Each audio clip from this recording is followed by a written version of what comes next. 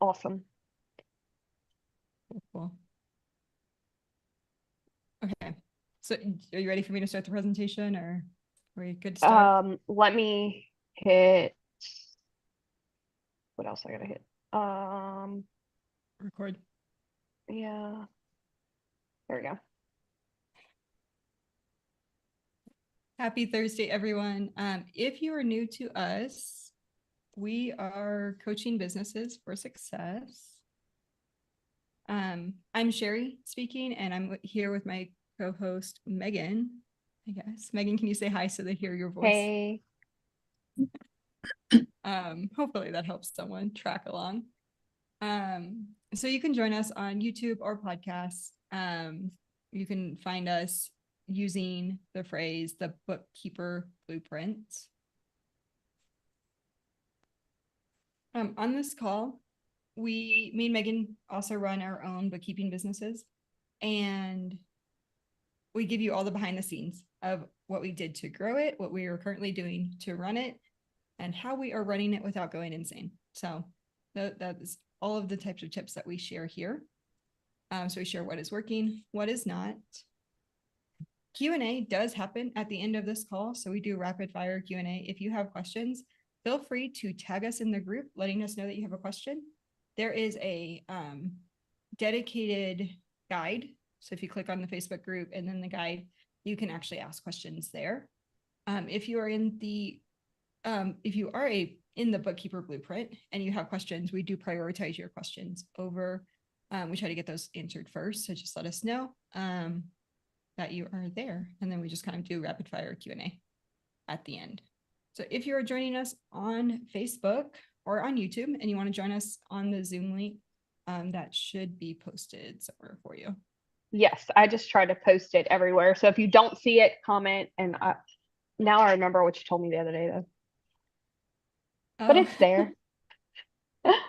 Oh.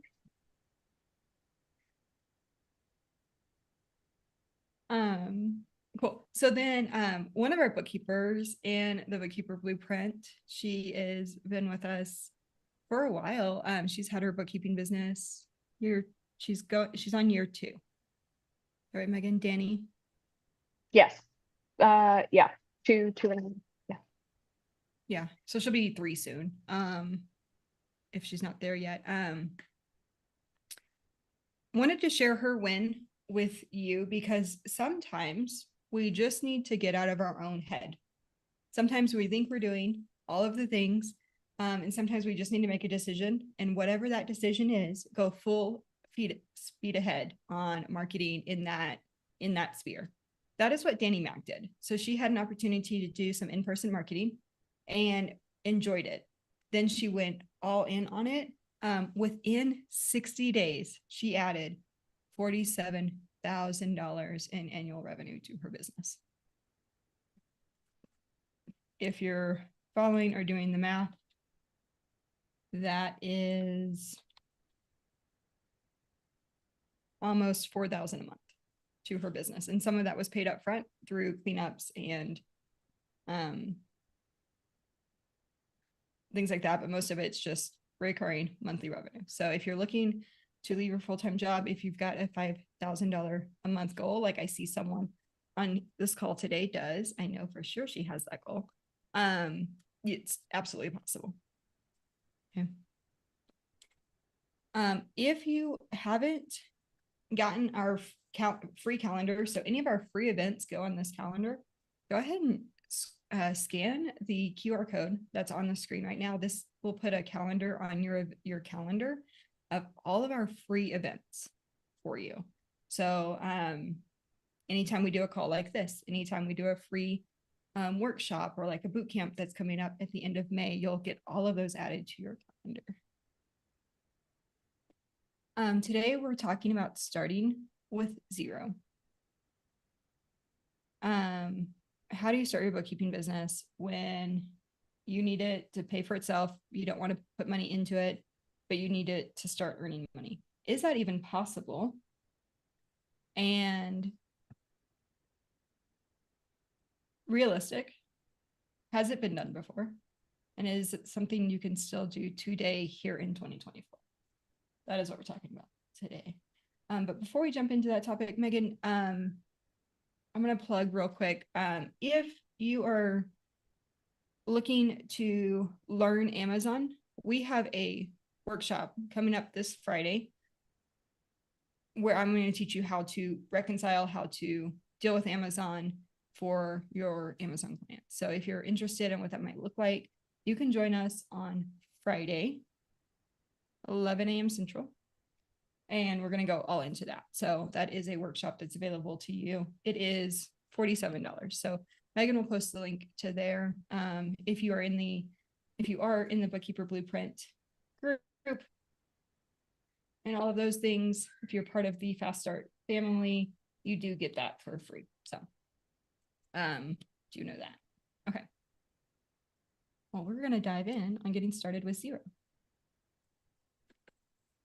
So you guys sometimes ask us really good questions, and we got this question this week from another bookkeeper who has been working on their business for about a year, and they told me they were about to pay for something for a client that they have and the client isn't paying for themselves. Like it's like a barter situation.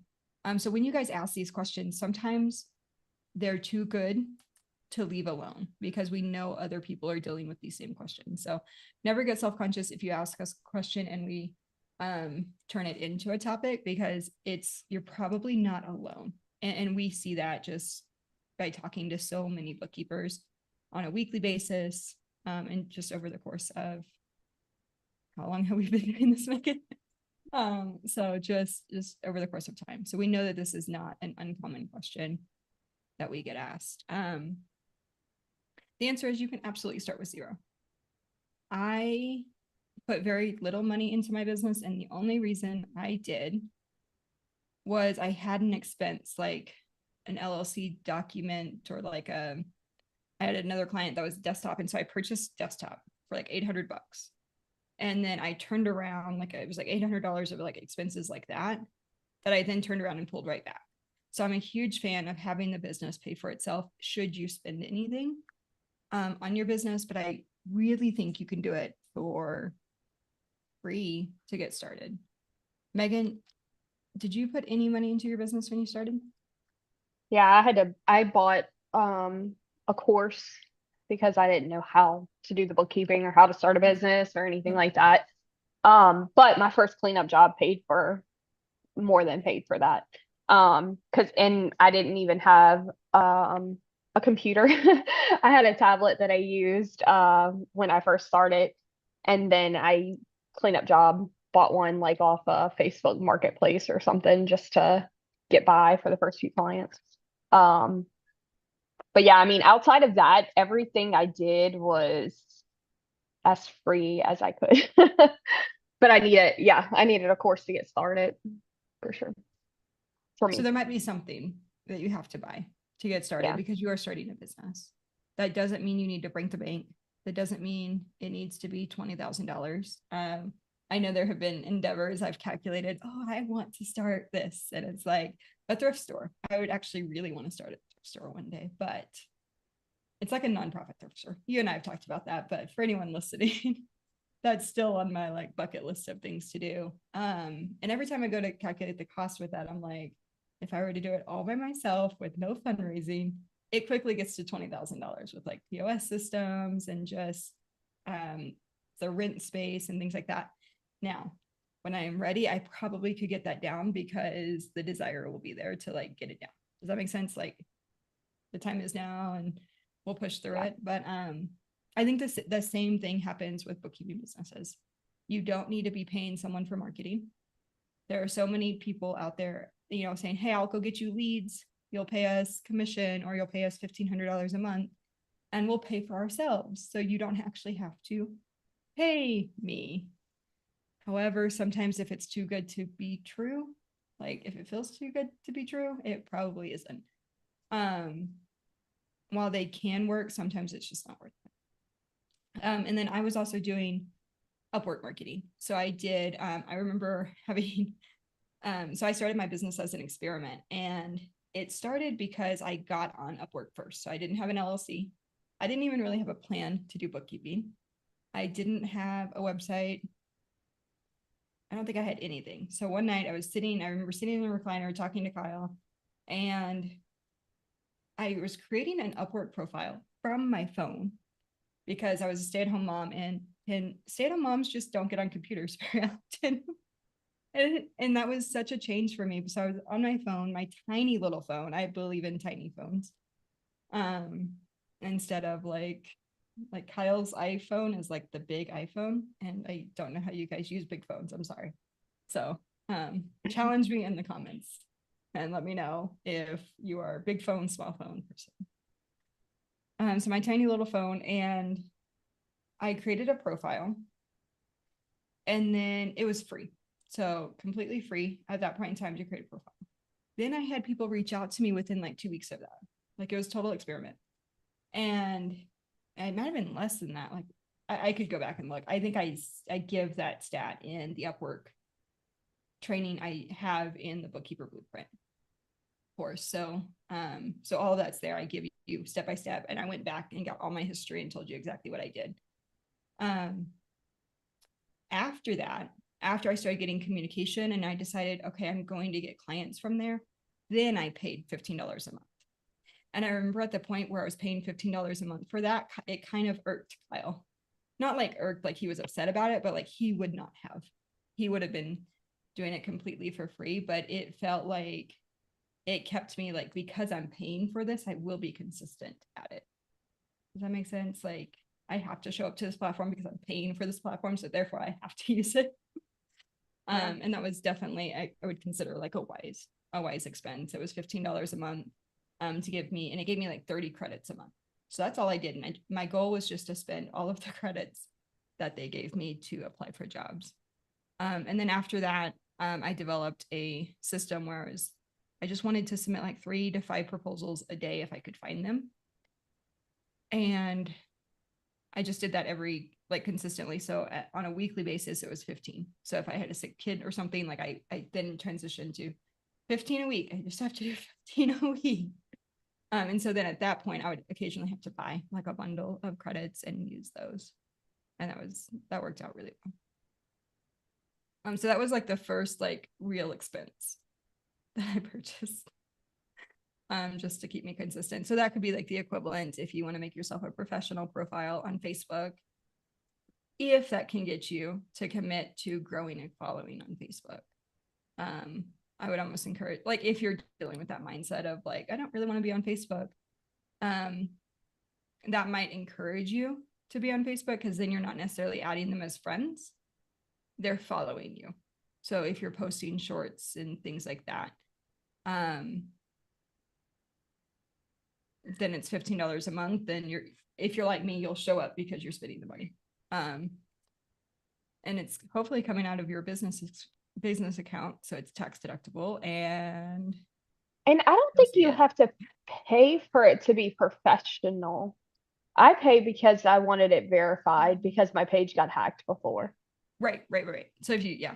So you can do professional. And I'll tell you, like switching it to professional mode, it's almost like if you like challenges or like, hey, I got these goals and I have to meet these goals every week or whatever. Like when you do professional mode, there's a professional dashboard and it tells you gain, and like you have certain milestones to meet, but like gain so many followers this week, make this many posts this week, comment on this many, like re-comment on comments. Like it's got little stuff like that. So like almost if you don't know what to do, like it's telling you, hey, go do this stuff so you know you're showing up. So that is free. Yep, that's And free. you can gamify your marketing. But like that's what I did. I kind of gamified it. And I Yeah. remember feeling like I had gamified it actually, because Kyle at the same time was playing a game. I think he still has the game where he like buys real estate, and it's like connected to his location, and he can like buy real estate and like sell real estate and things like that. And I remember having this like moment of, but I'm making money for the same amount of effort as if I were playing like a cell phone game. That's how it felt when I first started, because it was like, that's how tiny, like, I mean, that's how tiny we all start. Like we start with no clients. Right. And I had been trying to start a business for oh gosh, 6 years. But I was also working full time. So like if it didn't work after like 3 months of trying, like I gave up. It wasn't but there were some things I was super consistent at. And so I do remember once I started doing this and I was getting real money. So like $800 for a cleanup or especially once I got to, so I quickly grew to like 3,000 a month. You did the same. Like because there's such a quick reward on the effort, there should be. If there's not, we're not marketing correctly. So Yeah, but like because you're getting that feedback on a weekly, bi-weekly basis of did this work? I got someone to talk to me. Okay, that helps me motivate me to the next step. Right. And I dived all into Upwork, like what are the ins and outs? And that was before Upwork was on YouTube in terms of like people showing you how to do YouTube. That's how early adopter, like it had just switched from like it was Elance before that. And it switched over. So I was already familiar with those platforms and I just took an opportunity of, oh, I saw this switch and it's new and it's got this energy with it. So anytime you find something like that, like Alignable was that way a couple of years ago. And there might be others as you go, but you don't have to adopt a new platform to be successful. correct. Does that make sense? So I had an Elance account previously, I think is why I saw some of what was going on. And then knew it went to and then years before I had tried to start a business on Fiverr doing the same thing. Now when I just didn't understand what I didn't know. So do you need a website? No, you don't need a website. I did not have a website to begin with. Everyone just found me on Upwork. Then Facebook. So like Megan, you just had your Facebook, you sent them to Facebook and like LinkedIn. So I did update Yeah, LinkedIn so that they could find me there, both spots. yeah, I had LinkedIn. But yeah, no, like if somebody asked me for a website, I was like, hey, here's my Facebook. I'm more established a presence on all the platforms just in case somebody went there and was looking for me. Um, and like I would post, I mean, once a week or something like that everywhere. But yeah, Facebook was my go-to. And I have my LinkedIn, not LinkedIn, Instagram connected to Facebook. So when I post on Facebook, it goes there Yep. automatically. Yep. I would encourage, I was thinking about this last night as I was doing something that was like, I was holding a baby who was ready for bed and I was trying to wrap something up and then I got distracted by this other thing. And so I finished this other thing and I'm like, I hope people don't do this and think that like it was one of those tasks that isn't actually going to make you money. So like Yeah. updating your cover photo every 6 months, you don't have to do that. Right. It's fun to do in Canva, but it doesn't make you money. What makes you money is growing your following, adding value, identifying the problem you solve for people, and then speaking to that problem. That makes you money, not the website, not your Facebook in general, right? But your Facebook is Right. the medium. Um, and I think it's really cool once you get to like as a business owner, if so I joined Facebook in 2010 because before then I wasn't allowed to. It was right after it. Facebook was originally that college platform. It's just for college students, all of those things. And then they had just opened it. It was also right around the time that like Amazon really shifted from being a bookstore to like commerce. It was like in that early days. And I wasn't allowed on the computer very much. I was a senior in high school, back before like when technology was really sketchy. And Megan's like, I was older than you. Well, and I'm also laughing because we had a conversation the other day about computers and whatever with Kaylee because everything they do is on computers now. And she made the comment, "You mean y'all had computers when y'all were in school?" And I'm like, seriously? Like, how old do you think I We did have computers. We had the computer lab, the computer room. Yeah, that's the way ours was too. But I'm assuming they probably don't have a computer lab really in high school anymore. They don't because And everything because they like they just have use to have, it everywhere. yep, they have to have their own, each one has their own computer. Yep. So there's some pros to that. But so we just dated ourselves. No big deal. But we're actually also the same age as everyone else on the screen, so Yeah. I think we're good. Um, so with that, like technology is always changing, social media is always changing. But like if you my point there and say that when I got on Facebook, it was just to connect with friends and like the youth group and church events and then with college friends and then back to church events, right? Like that's the entire purpose of me being on Facebook is to keep it really honestly to stay involved with church community because everyone's everywhere, everyone's busy, people are sick, so you don't always see them on Sunday, right? That is Right. the pure reason why I'm on Facebook. Let's be real. If not, I would have canceled it years ago. But it is really amazing that it makes me money. That makes you want to show up to it. Does that make sense? Versus like I used to play Candy Crush because that was a thing. Like, but I wouldn't play it every day. It was like I had downtime at work. Not that I didn't play it at work, but like work was less stressful. So then at night I would find myself playing Candy Crush. And it would be like once in a blue moon because I'm not a game person. This replaced that. I haven't played games since I started my business because there's always something else I can be doing, creating, or doing something like that for my business. It doesn't mean you shouldn't have self-care and do stuff just for you that doesn't relate to your business. But there's so many free resources to like grow your business. So back to free resources. Facebook is free. You can gamify it. You can make it fun. It doesn't have to be rememberable, like miserable. Sue says I play Candy Crush. I kind of miss Candy Crush. Kind of miss it. It's not on my phone anymore. I took it off my phone, so that's probably why I don't play it anymore. It's gone. I like simplified my phone down.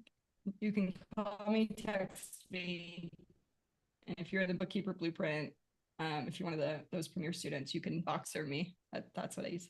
I have an iPhone, the SE. So it's tiny, but it's the same size as the old iPhones. They made it for people like me who refused to get the big phone. I have tiny hands. I have tiny pockets. A big phone does not work with me for me. I just can't imagine switching over. I get Kyle's phone sometimes. It's really nice to read, but to me, it just feels like a mini tablet because it's so big. And so then I like, it just doesn't make sense to me. Also, my wallet, did my husband bring it back? This is my wallet. So like, this is all I want to carry. If you're listening on the podcast, I just dropped everything, all the contents out of my wallet. So this is all I have to carry. So I just know this. I am a true minimalist. So, yeah, I'm that person. But okay. So anyway, free. Back to free. So what about QuickBooks? How do you? So one of the questions that this person asked was, well, what about payroll and all of this? So they were under the assumption that because they were bartering their services, they needed to pay for their payroll subscription for their client. You do not. So if anyone else feels that way, you do not need to pay for any subscriptions for your clients. I don't pay for a single one. Does that make sense? I let them pay for it because I don't want it to impact my cash flow. When I was starting my business, I didn't want cash flow issues. That was the number one fear I had of becoming an entrepreneur was cash flow issues. And I didn't want to have it. So like if you're paying for someone else's subscription, you have to, it comes out of your bank account. Well, I don't want that to interfere with like, now keep in mind, I was small when I got started and thought I was going to stay like super tiny.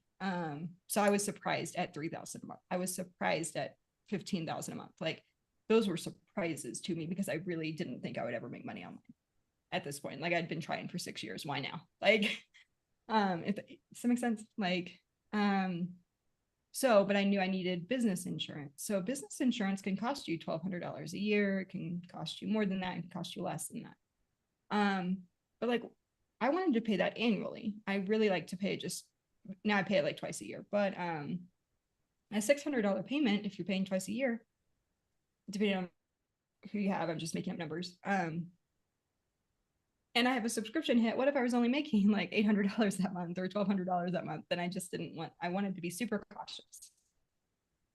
in my business. So I pass along all fees go to the client. They pay for their QuickBooks, they pay for their payroll, they pay for anything that they need to run their business. That's their business expense. I'm getting in to do their bookkeeping. I have never had a client not sign because I wouldn't take over their QuickBooks subscription payment. Does that make sense? So like, even if another bookkeeper was paying for their subscription, all of my clients have been happy to take it over. So you don't have to pay for any subscriptions that are not your own. One subscription I was paying for was Adobe at like $14 a month. I found that it was really nice for me to pay for PDFs. I would cancel it and purchase it a lot. Now I just pay for it every month because I was able to like export it to Excel a little bit easier. Like I could save it as an Excel document, and you can't always with some PDF softwares. But then I found like free PDF converters, which can be really sketchy because you can really quickly find like a virus for your computer. But there's a couple of ones that Megan, like free PDF converters to like Excel. Yeah, PDF Chef was one. I've never personally used it, but I know somebody who like that's all she ever used. Somebody else mentioned another one the other day. Yeah, I don't remember, but I know that one for sure. PDF Chef is what it was called. And the only time you need that is, correct me if you think I'm wrong, like if you have other examples, the only time I found I needed that was I had a client close their bank account and I needed bank statements. And so they had the bank email bank statements over, or not email, they physically received mailed copies of the bank statements. So I was able to scan those in and money them, was able to OCR read them because I couldn't get them to OCR read in Adobe. Outside of that, I got really good at requesting just straight up. I want the QBO if file from the bank. I want the CSV and I want your PDF statements. And I would go back to the client until I got as much as I needed to like get it done. Because preferably I would get access, but if I was just doing a cleanup, and I did a lot of just cleanups when I was just getting started instead of like getting a reoccurring client. But reoccurring clients, we encourage accountant read-only access so that you have your own login. You receive any authorization codes, verification codes, all of those things. They should go to you if you need a code versus trying to like team up with the client to get a code from them. That means that you have access to their money. So segregation of duties, you should not have access to their financial, their actual money. We have seen fraud happen so much still with bookkeepers. I saw it all the time as an auditor, from like family members and trusted people. Don't put yourself in that position to be accused of fraud. Don't put yourself in position of being tempted to do fraud. Just stay away. So that's free.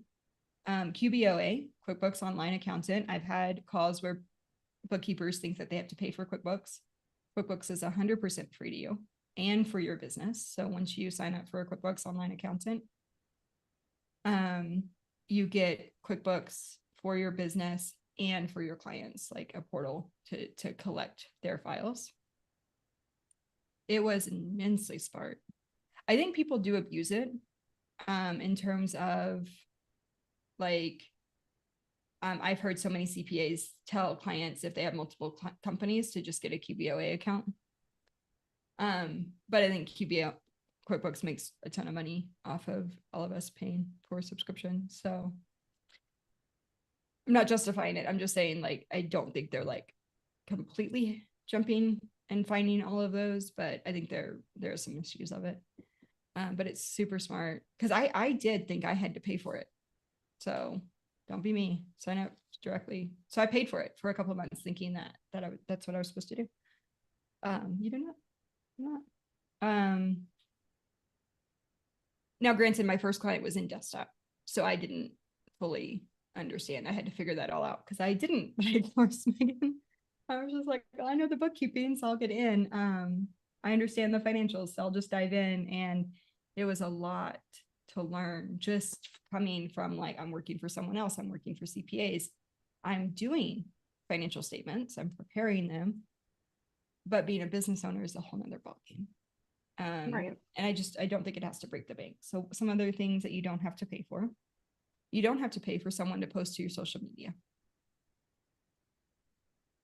It doesn't get you a lot of traction. It doesn't get you a lot of engagement. All it does is say, hey, people, I'm still here. That's all it does. It's just, I'm still here. My page is active. So if someone goes and looks for you, yeah, you have posts, but you won't have really engagement. So it doesn't help you market your business. It just helps you keep a social media presence, which does help Facebook know, hey, that's a real business. We're gonna pay attention to them. Does that make sense?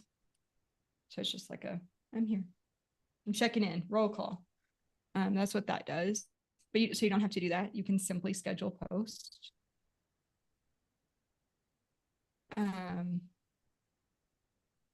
Trying to think of what else you might need. That's really all you need. You need a computer. Any computer will do. A husband's old laptop, your old laptop. Make the business pay for a new one, should you need it. Google Drive is free, should you need to share documents. And then, so workflows. Do you need a workflow software like Keeper? We love Keeper.app. So if you're looking for, we recommend them. We have a code for you if you want that. But do you need a task flow software? No, QBOA has it, and it has come a long way. So I really tried to use it when I started. It is immensely smart now. It is immensely better. It has more features. You can request documents from your client in it. You can set reminders for your client. You can set reminders for yourself, for your team. And then one of the benefits of Keeper is coaching you through the review process.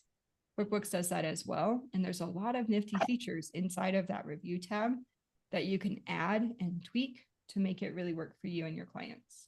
You can schedule send reports out of QuickBooks online.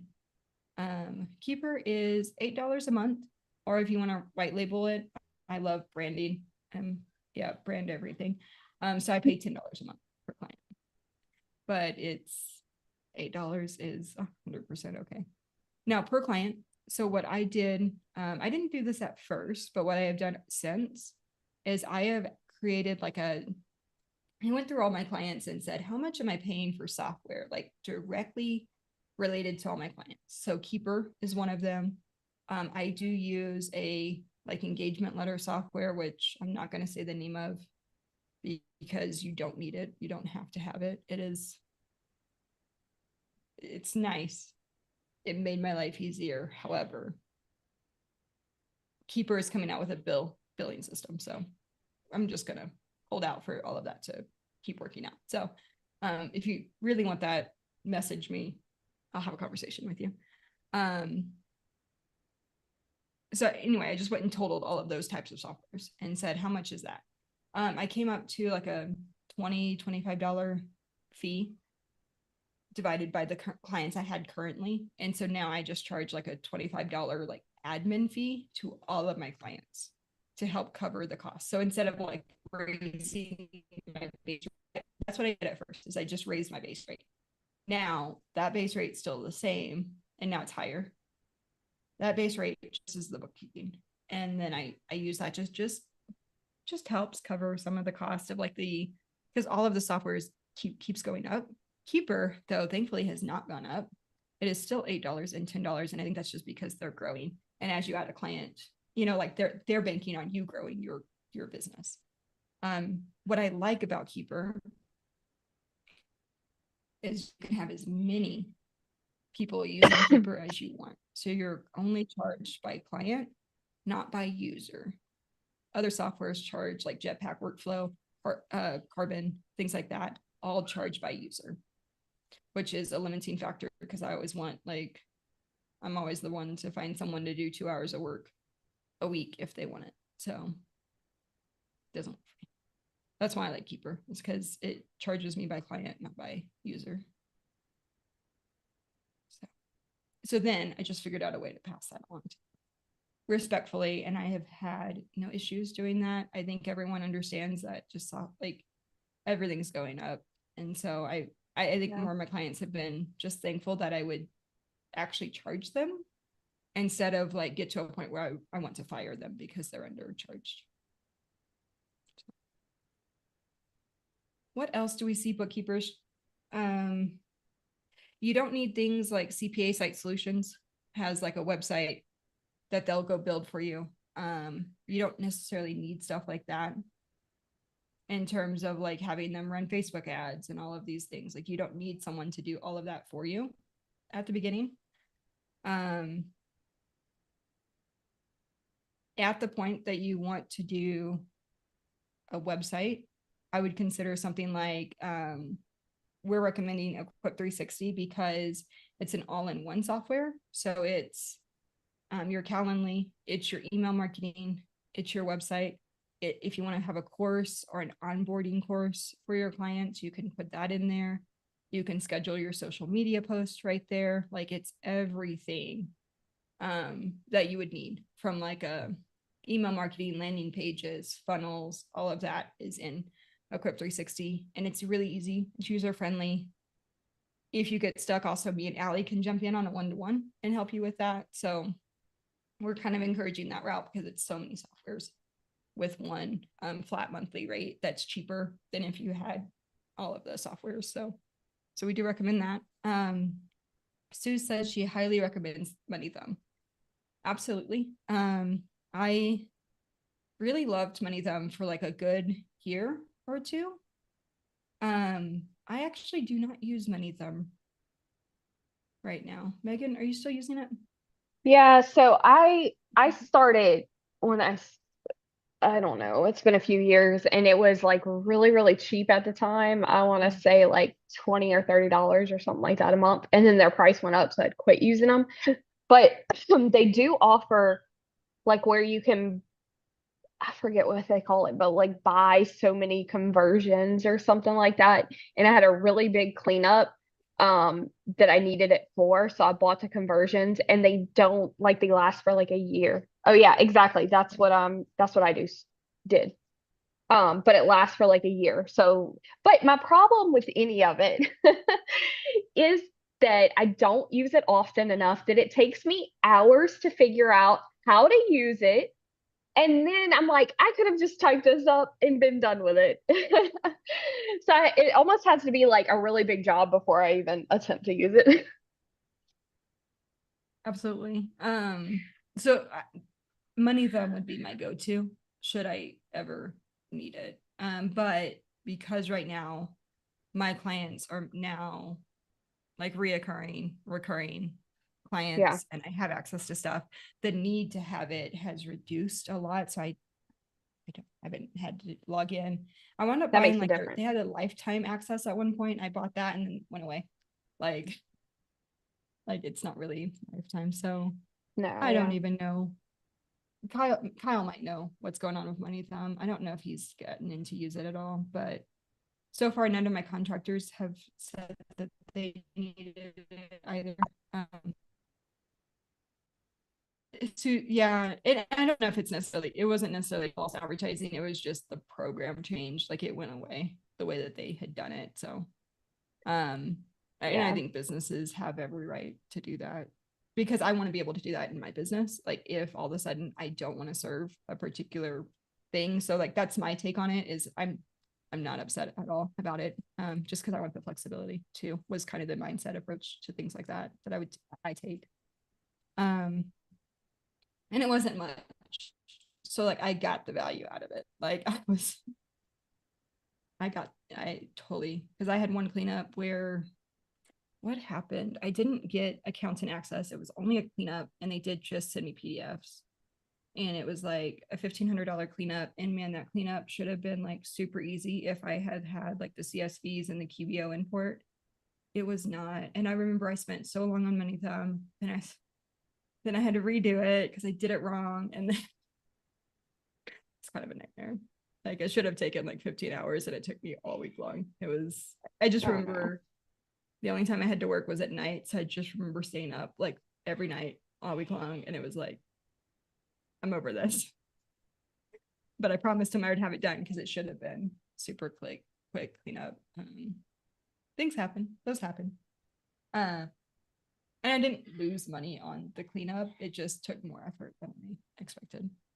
And then I did get him as a client later, but it was always a little funky. Okay, so I see that we're about 13 minutes till. Does anyone have any questions? Megan, did you see any questions come through the chat and Facebook group? No, the only thing I see, Allie on Equip 360 said it's so good, best software she's used yet. I love it. Oh my gosh. I wish I had had it when I started. Like it would have made things so much easier. It's all like just the fact that it's all in one. Because I have tried let me walk you through my website journey. Anybody want to hear my website journey? Unless you have questions, raise your hand, interrupt me, let me know. Yeah, drop them in the chat if y'all do. If you're on Facebook watching or anything too, I'm watching chats. Yep. So websites. I thought I needed a website. You could not have convinced me that I did not need a website and a blog and a Pinterest account and all of these things. You could not have convinced me otherwise when I started my business. I can 100% tell you, you do not. So I tried Squarespace. Then I tried CPA Site Solutions. I hated working with CPA Site Solutions, and so I left CPA Site Solutions and went to where did I go after that? ClickFunnels. I went to ClickFunnels. I couldn't use ClickFunnels. Then I had someone else set up ClickFunnels for me. They did a half job of it, so I couldn't use any of it. Nothing was set up. Email marketing wasn't set up. I couldn't do anything with it. Nor was it set up for Meta.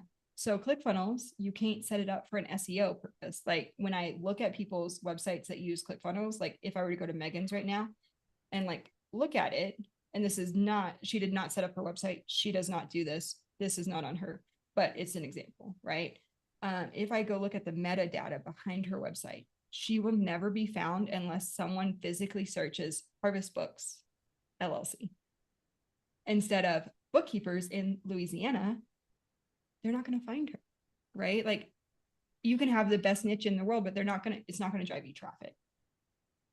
With Equip 360, when I moved a website over there, I started getting traffic the next week because of the meta.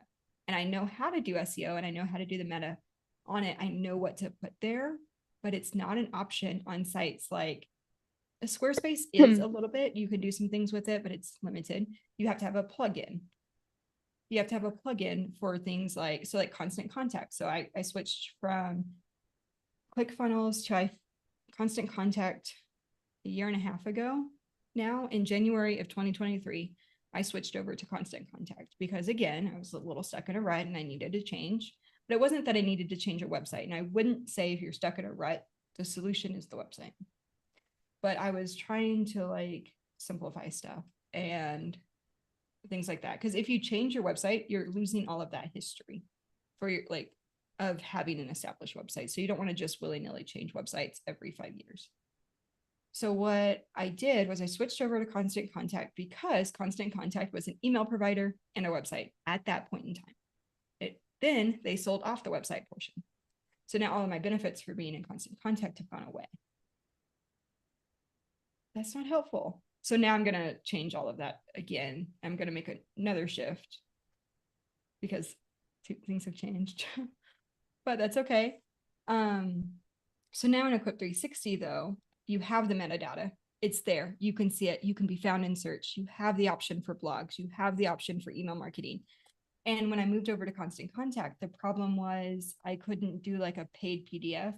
You can do that in Equip 360. I didn't need, so like I was paying $20 a month for all of these other things, and those all add up.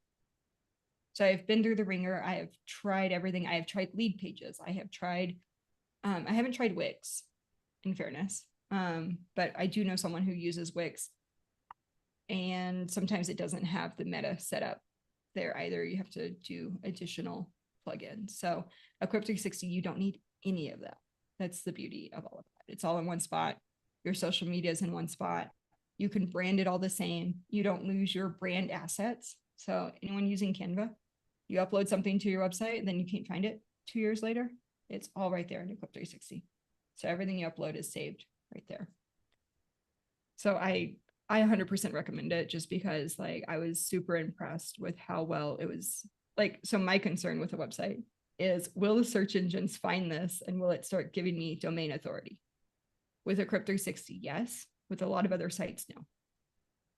So if you're going to do a blog, all that effort, I want that blog to work for me. And Equip 360, it will work for you. Because we'll help you set it up correctly. And it's user friendly, so you can take it from there. So I hope that helps someone to hear if they're stuck on that, in the rabbit hole that like I was, of which website do I use?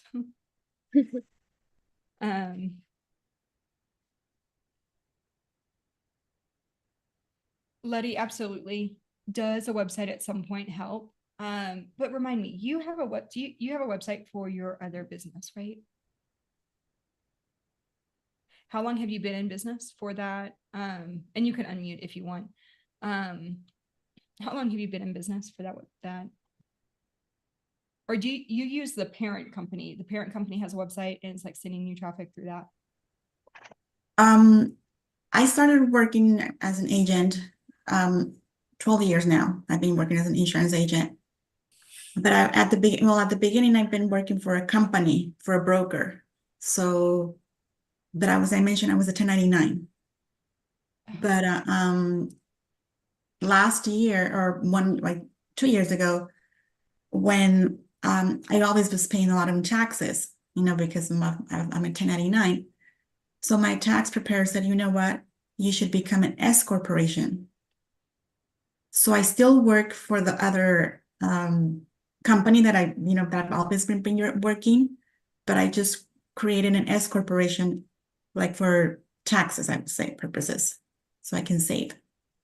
Okay. So I don't have a website because I still, like, even when I answer the phone or whatever, I still say, this is Leticia with this other, company that I used to work for, or that I'm still working for. So if I were in your shoes with the goals that I know you have,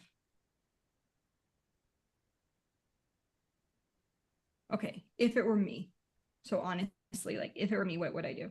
I would get into a 360 and go ahead and do a website. But here's the caveat. The reason I say that is because I would expect you to start building your email list, because you have connections, but right now what I just heard is they're actually not your own. They're the brokers' Yeah, connections. but I do So have my own customers, I would say, but okay. it's still like because I'm an agent, so I have my own customers that I serve and everything. Like, even like if they refer a customer like for a new quote and they call the office, they'll say, hey, Leticia, this is for you, because I work from home. Right. Okay. And they're like, hey, you need to call Leticia because she's your agent or whatever. Yeah. Because I would probably try. So there's two thoughts. I'm going to give you A and B, and then the choice is yours. So A is with a website, B is without a website. A, if I was going to do a website, now keep in mind, I really thought I needed a website. Therefore, I've always had a website since I hit 3,000. So it wasn't in the first few months of building my business. It came about a little bit after, because I just thought I needed one. That's what you do. Now, I just think you should be earning money first to pay the website now, is kind of my assumption. Does that make sense? Like, I still think you can start for free. So I would have a client covering it. So if you went that route, as soon as possible, I would set up an email list. I would focus on an email list. That way you can capture those emails and start emailing. So on Facebook, I would tag team it with, this is option B. You're going to run full force at like Facebook or something. You're going to pick a platform and we're going to go all in on that platform, doing everything Megan was talking about before. So adding friends, making sure your followers are growing. I would probably do a professional Facebook if I were doing it over. That wasn't an option when I started. So I would recommend doing that, because you're going to get farther with the professional than like a business page. So I wouldn't even focus on a business page. Megan, tell me if I'm wrong on there. I would just focus on a personal. professional page if I were starting over. Like as far as like, don't get distracted with like a Facebook page and setting up a cover page and trying to market there and here. And I would just dive into my personal, and I would probably start doing B-roll videos, like short stories. No, I wouldn't even start with that. I would just do stories, post videos to the stories, and then post on my in post if it were me starting over, because I would want something quick, consistent, and efficient. And then I would try to gamify, hit every little thing that Facebook professional is telling me to do. With that said, anytime I do a post that, and I would get people to raise their hand, say, you got your insurance set up, so your business is protected there, but are you protected in the case of a tax audit? Do you have the proper documentation? Do you even know what that is? And then say, are you scared of like a tax audit? And then get someone to raise their hand. From there, give them a training, like a video training in their DMs of, hey, I saw that you said that you're scared of an IRS audit. Did you know that there's steps that you can take to no longer be scared of that? Just like insurance is protecting your business, your bookkeeping documentation, you keeping receipts and having your books reconciled every month is actually the best defense to an IRS audit. And I would just send them that video training. Doesn't have to be pretty, doesn't have to be fancy. Just, can I send you this training? And we're going to get them that training. And you can do that through like an opt-in. So like, I know someone who just sends the training and gets them to watch the training. I might send them to just a basic opt-in, get their email in exchange for the training. That way you're growing the email list. But until you have the email, you're just going to send them a DM for it. That way you can start conversations, because your role on Facebook is to start conversations. That's what I would do. Okay, great. Is I would do professional and start conversations, and I would send video recordings. I had no one tell me that when I got started, or not in a way that I understood. It was get on Instagram and send people like voice messages. That was the big thing when I started on Facebook, like was get on Instagram, send people voice messages. And I didn't understand how that translated to the world of bookkeeping. Because at that point I was trying to like do my YouTube channel and all of those things differently and do something completely different than bookkeeping when I learned that. So I just didn't know how to translate it. If I had known what I know now, things would look a lot different. Yeah. But I do think even DMing people with a voice message, I think that still gets a lot of traction. And I'm not necessarily saying go spam. I'm not saying go spam people. I'm saying just genuinely have conversations. For sure. Okay. Julio. Does that help, Letty, with some of that? I think you're on my calendar today, aren't you? Yes, I'll see you later today. Amazing. So excited. Yeah, Okay. thank you. No problem. Well, guys, I hope this was helpful. I enjoy the Q&A with you guys. Megan, did I leave anything out that I needed to say before we stop today? I don't think so. Yeah, well, I will see you guys that are listening to this today, tomorrow, on the Amazon e-commerce training, if you want that. Megan did drop a link for that. Letty, you have free access to that. So I'll see you there. Okay. Bye, Yep. guys. Bye.